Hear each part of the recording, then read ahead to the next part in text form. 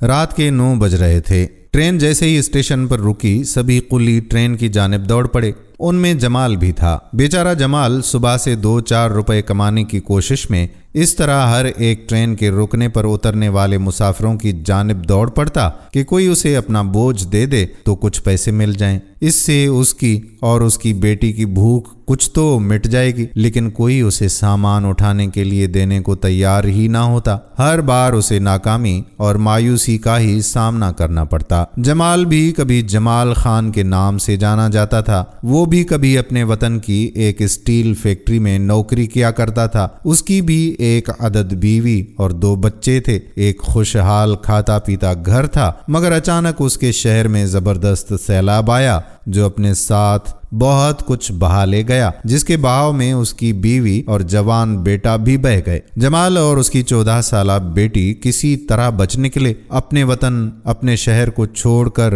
وہ مارے مارے پھرتے رہے۔ اس طرح بہت دور نکل آئے۔ اس شہر کے بالکل آخری سرے پر پختہ سڑک کے کنارے ایک بہت ہی قدیم قبرستان کے ایک کونے میں جمال نے جگہ جگہ سے گھاس پھوس اور لکڑیاں اکٹھا کر کے ایک چھوٹی سی جھونپڑی بنائی تھی۔ اب کچھ دنوں سے اس جھونپڑی میں باپ بیٹی رہ رہے تھے، مگر سب سے بڑا سوال اب جمال کے آگے 2 وقت کی روٹی کا تھا۔ شہر گاؤں گاؤں وقت سے پہلے وہ بہت بوڑھا اور کمزور دکھائی دینے لگا اور بالکل ہڈیوں کا ڈھانچہ بن گیا۔ بھٹکتے ہوئے وقت کی گردش سے بیچارے جمال کی زندگی بدحال ہو گئی تھی۔ اسے اپنے سے زیادہ اپنی بیٹی کی فکر اندر ہی اندر کھائی جا رہی تھی۔ اس کے یہاں 3 دنوں سے فاقہ تھا۔ وہ اپنی بیٹی کی بھوک برداشت نہیں کر پا رہا تھا۔ جب بھی کوئی ٹرین سے مسافر اپنا سامان لیے اترتا تو وہ دوڑتا ہوا اس کے قریب پہنچ جاتا اور ان مسافروں سے التجا کرتا کہ مجھے اپنا سامان دے دو، جتنی دور کہو اٹھا دوں گا، بدلے میں جتنا آپ مناسب سمجھو مجھے دے دینا۔ مگر افسوس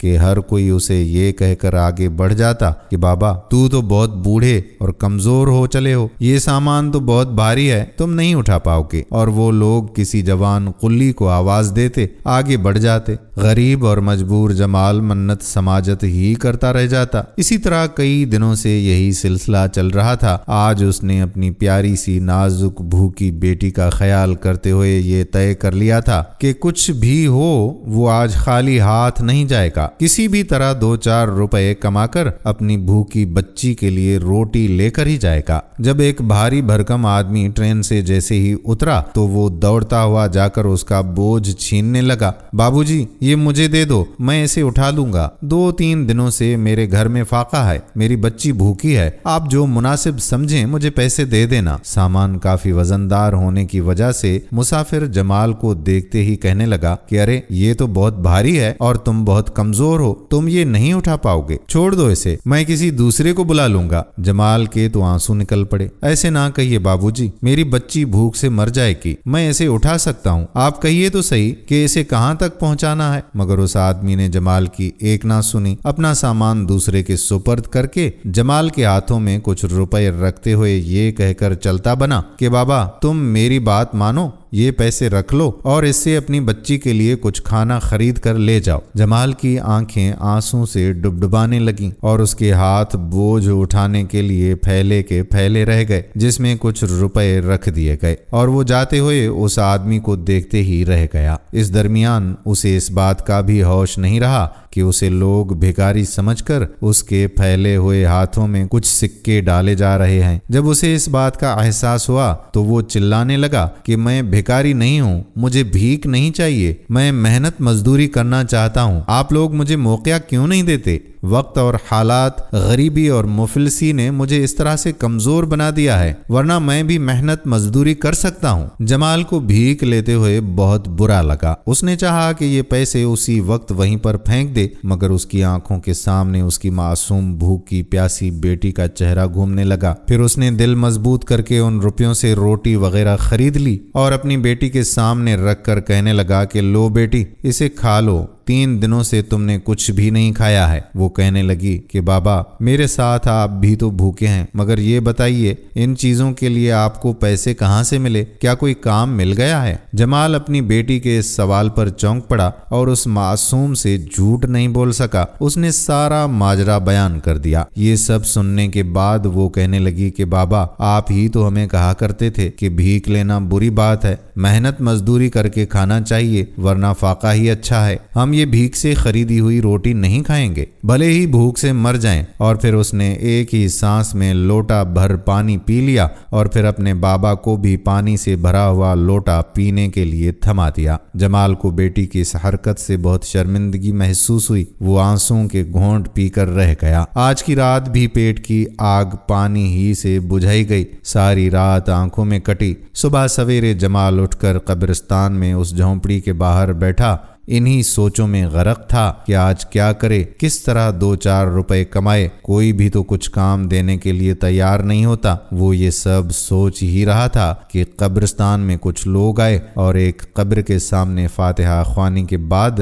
بہت سارے پھول اس قبر پر ڈال کر چلے گئے۔ یہ دیکھتے ہوئے جمال کے دماغ میں اچانک خیال آیا۔ اس نے جلدی سے ادھر ادھر دیکھا۔ جب اسے یہ یقین ہو گیا کہ سبھی جا چکے ہیں، وہاں پر اس کے علاوہ کوئی نہیں ہے، تو وہ پھرتی کے ساتھ اس پھولوں سے ملبوس قبر کے پاس پہنچ گیا اور پل بھر میں سارے تازہ بکھرے پھول چن لیے اور جلدی سے اپنے کاندھے پر پڑی بوسیدہ سی توال میں ڈال لینے کے بعد 2-4 گھروں میں جا کر انہیں بیچ دیے، جس سے چند روپے اسے مل گئے اور ان روپیوں سے کھانے کی کچھ چیزیں خرید کر وہ اپنی بیٹی کے پاس دوڑا چلا آیا، جو بھوک کی آگ کو صرف پانی سے ٹھنڈا کرتے ہوئے ابھی تک نیند کی آغوش میں سوئی ہوئی تھی۔ اس نے جلدی سے بیٹی کو جگایا۔ اٹھ بیٹی، دیکھ میں تیرے لیے کھانا لے کر آیا ہوں۔ وہ معصوم ہڑبڑا کر اٹھ بیٹھی۔ بھوک سے اس کا من کھانے کی چیزوں کو دیکھ کر للچا رہا تھا۔ پھر بھی اس نے اپنے بابا سے پوچھا کہ یہ سب کہاں سے آیا ہے، مگر جمال نے اسے جلدی یہ بتا کر ٹوک دیا کہ بیٹی یقین کر، یہ بھیک سے لائی ہوئی روٹی نہیں ہے، تیرے لیے بس اتنا جان لینا کافی ہے۔ چل شروع کر، اب ہم دونوں پیٹ بھر کھا لیتے ہیں، پھر نہ جانے کب ہمیں کھانا نصیب ہو۔ دونوں نے سیر ہو کر کھانا کھا لیا۔ بھوک انسان کو کس قدر مجبور اور بے بس بنا دیتی ہے۔ بھوک کے آگے انسان کا بس نہیں چلتا۔ جب اس کے پاس کوئی چارہ نہیں ہوتا تو پیٹ کی آگ بجھانے کے لیے وہ کچھ بھی کرنے کو تیار ہو جاتا ہے۔ کوئی بھیک مانگنے پر مجبور ہو جاتا ہے تو کوئی چوری کرنے پر آمادہ۔ جمال کی سمجھ میں جب کچھ نہیں آیا تو اس نے بھیک مانگنے کی بجائے چوری کو ترجیح دی، چاہے وہ قبروں پر بکھرے پھولوں کی چوری ہی کیوں نہ ہو۔ مگر پھول بھی تو جمال کو روزانہ نہیں مل سکتے تھے، کبھی کبھار ہی جب قبروں پر پھول ڈالے جاتے تو وہ انہیں حاصل کر پاتا۔ چنانچہ ایک اور کام کو اس نے اپنا لیا۔ جب کوئی اپنے رشتہ دار کی قبر پر زیارت وغیرہ کے لیے چلا جاتا تو اس کی اجازت سے وہ بوسیدہ قبروں کی اپنے ہاتھوں سے مرمت کر دیتا اور اس کے بدلے میں اہل قبور خوش ہو کر کچھ روپے اسے دے دیتے۔ مگر ظاہر ہے کہ یہ سب کام تو روزانہ کے نہیں تھے۔ موت حیات تو اللہ تعالیٰ کے ہاتھ میں ہوتی ہے۔ جب 2-4 دن یا کچھ دن کوئی قبرستان کی طرف نہیں آتا تو جمال اور اس کی بیٹی کو فاقے ہی کرنے پڑتے۔ ایک دن جمال کی بیٹی بخار سے تپ رہی تھی۔ 2 دنوں سے گھر میں فاقہ تھا۔ اس معصوم کے پیٹ میں کچھ بھی نہیں تھا اور اوپر سے بخار نے آ گھیرا تھا۔ جمال پریشان ادھر سے ادھر بے چینی سے پھرتا رہا۔ پھر وہ اپنی بیٹی کو سرکاری دواخانے لے گیا، جہاں پر ڈاکٹر نے معائنے کے بعد مفت میں دوائی تو دے دی، مگر جمال کو سختی سے تاکید کی کہ دوائی خالی پیٹ ہرگز مت دینا، اپنی بچی کو بریڈ یا روٹی وغیرہ کھلانے کے بعد ہی دوائی دینا۔ وہ دواخانے سے دوائی لے کر اپنی بیٹی کو لے آیا اور صبح سے رات تک مارا پھرتا رہا، مگر چند روپیوں کا بندوبست نہیں کر پایا۔ جب اپنی بچی کو بخار میں تپتے ہوئے دیکھا تو اس سے رہا نہیں گیا۔ کھلانے کے لیے اس کے پاس کچھ بھی نہیں تھا۔ رات کے 12 بج رہے تھے۔ وہ معصوم بخار سے تڑپ رہی تھی۔ جب بیٹی کی یہ تڑپ باپ سے دیکھی نہیں گئی تو اس نے یہ سوچ کر دوائی بچی کو کھلا دی کہ کسی طرح اس دوائی کے کھانے سے تھوڑا بہت بخار اتر جائے۔ پھر صبح ہوتے ہی وہ کسی بھی طرح कुछ ना कुछ बंदोबस्त करके कुछ ना कुछ इसको खिला देगा। दवाई देने के बाद वो मासूम जो पहले से ही निढाल थी कुछ ही देर में सो गई। जमाल को कुछ तसल्ली हुई कि वो आराम कर रही है, दवाई के असर से बुखार भी उतर जाएगा। जब सुबह हुई तो कब्रिस्तान में कुछ लोग अपने रिश्तेदार की कब्र के पास आए जो बहुत बोसीदा हो चली थी। उन लोगों को देखते ही जमाल दौड़ता हुआ उनके करीब पहुंच गया और उनसे कहकर उस कब्र को जल्दी जल्दी अपने हाथों से मट्टी के जरिए ठीक करने लगा और अच्छी खासी मुरम्मत कर दी। वो लोग खुश हो गए और जमाल के हाथों में कुछ रुपए रख दिए। उन रुपयों को लेते ही वो जल्दी से जाकर ब्रेड ले आया। आते ही अपनी सोई हुई बेटी को आवाज देकर जगाने लगा। कहने लगा